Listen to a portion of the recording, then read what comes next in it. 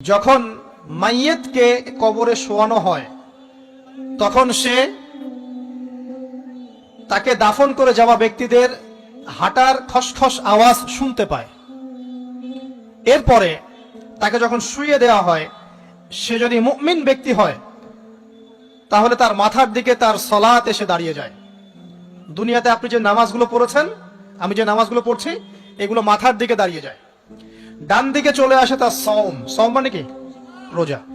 বাম দিকে চলে আসে যাকাত।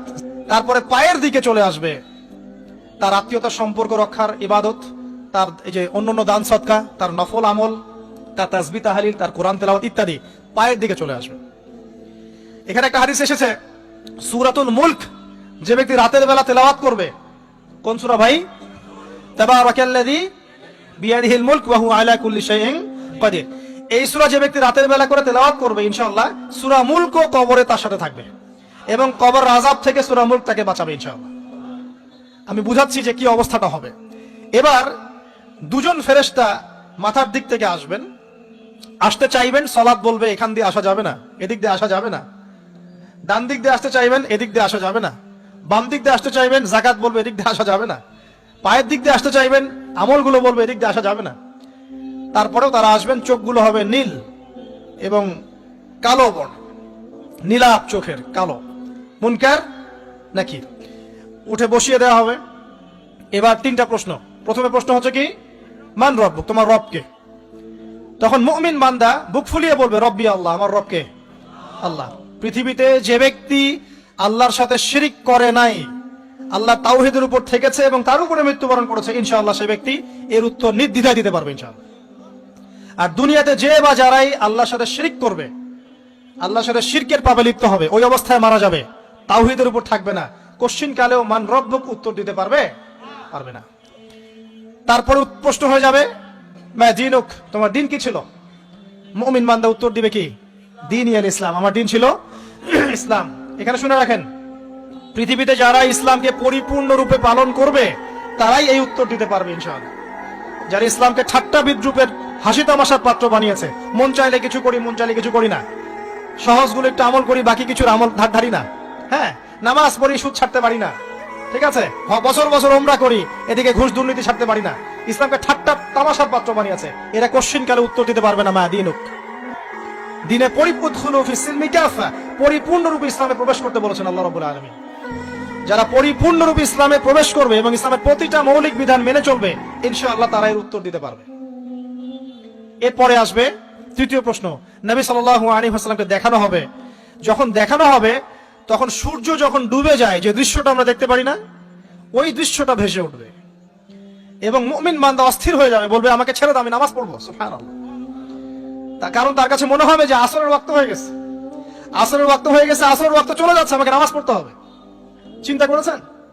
ওই যে একটা হাদিস আছে না, যে 7 শ্রেণীর মানুষকে আল্লাহ রাব্বুল আলামিন আরশের ছায়া দিবেন। তার মধ্যে এক শ্রেণীর মানুষকে, যার অন্তর মসজিদের সাথে ঝুলে থাকে, তার মন মসজিদের সাথে ঝুলে ছিল, এই সূর্য ডুবে গেল বলে আমাকে ছেড়ে দাও, আমি নামাজ পড়তে যাব।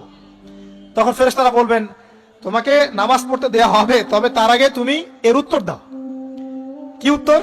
এই ব্যক্তির দিকে তাকাও। তখন নবী সাল্লাল্লাহু আলাইহি ওয়াসাল্লামকে দেখানো হবে, সাল্লাল্লাহু আলাইহি ওয়াসাল্লাম দরুদ পড়বেন। বলা হবে যে এই ব্যক্তির সম্পর্কে তোমার কি ধারণা? মান হাযা রাজুলু বুইসা ফীকুম, এই ব্যক্তি কে, যাকে তোমাদের কাছে পাঠানো হয়েছিল?